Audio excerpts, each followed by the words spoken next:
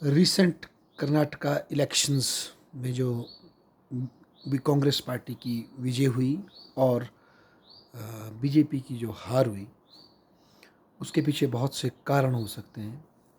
पर एक political science के स्टूडेंट की दृष्टि से जो मुझे लगा, मैं वो शेयर करना चाहता हूँ।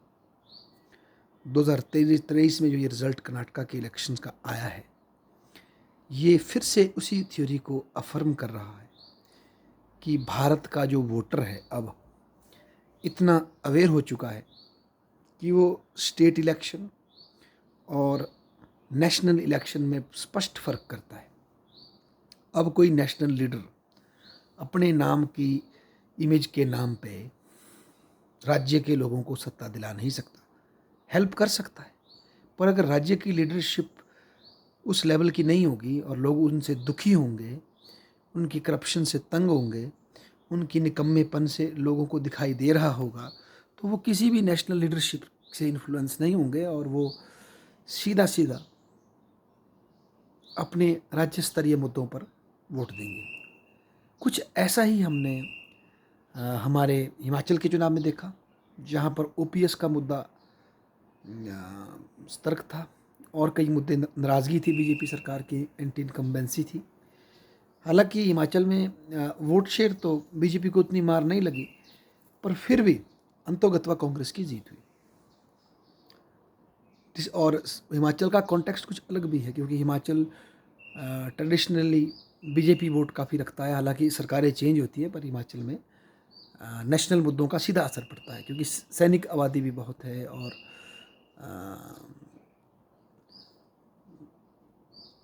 एक डिफरेंट स्टेट है भारतीय ओवरऑल स्टेट की कंपोजिशन से। पर कर्नाटका में जो ये हुआ, ये इस बात को दिखाता है कि कहीं ना कहीं अब बीजेपी में जो मोदी शाह जो अलायंस है, वो अपनी लिमिटेशन पे पहुंच रहा है। और जो बार बार उन पे कई बार आक्षेप लगते हैं कि भाई आप केवल सेंट्रल लीडरशिप को मजबूत करके राज्यों में चाटुकार, चापलूस और कम योग्य लीडरों को मौका दे रहे हैं। ये कुछ ठीक नहीं हो रहा। ये बिल्कुल इंदिरा गांधी वाला मॉडल दिख रहा है। जैसा इंदिरा गांधी ने 71 के बाद जब उनको बहुत वोट मिले तो उन्होंने राज्यों की लीडरशिप को रिप्लेस किया और यस मैन भर दिए सारे राज्यों में, और उसका परिणाम आज तक कांग्रेस पार्टी में दिक्कतें आ रही हैं। आज हम देख रहे हैं कांग्रेस पार्टी की सेंट्रल लीडरशिप की तुलना में उनकी जो स्टेट की लीडरशिप है, डीके शिव कुमार दिख रहे हैं हमें और एक सीतारमैया जी दिख रहे हैं। इवन राज्यों में भी देखें तो कांग्रेस की जो स्टेट लीडरशिप है वो बड़ी ब्रिलियंट लग रही है। बहुत हमारे हिमाचल में देखें, हमारे सुखविंदर सुक्खू जी को देखें, बहुत ही ब्रिलियंट लीडरशिप आ रही है, नीचे से उभर कर भी आ रही है। किसी लिहाज में टैलेंट में कम नहीं है। हाँ, नेशनल लीडरशिप ढीली लग रही है उनकी एज कम्पेयर। बीजेपी में उल्टा केस दिख रहा है। पर जो कुछ राज्यों में बीजेपी के पास स्टेट में करिज्मेटिक लीडर्स जैसे योगी हैं, असम में शर्मा जी हैं, मध्य प्रदेश में शिवराज जी हैं, वहाँ बीजेपी वेल परफॉर्म करेगी, रिपीट भी कर सकती है। परंतु यदि इंदिरा गांधी की तरह ही, 71 के दशक की तरह ही बीजेपी चाहती है कि वो अपने फेवरेट लीडर्स या अपने सेंट्रल लीडरशिप के जो साथ जो हार्मोनाइज लीडर हैं उनको स्टेट में पुट करे, तो बीजेपी का भविष्य बहुत लंबा मुझे दिख नहीं रहा। और 24 के चुनाव भी बीजेपी हार सकती है, कि जिस तरह से बीजेपी ये जो सेंट्रलाइजेशन की जो एक नीति वहाँ दिखाई दे रही है और ग्राउंड पे जो लीडरशिप उनकी है वो उस उनके जो टारगेट जो उनको लग रहा है वो डिलीवर नहीं हो रहा है।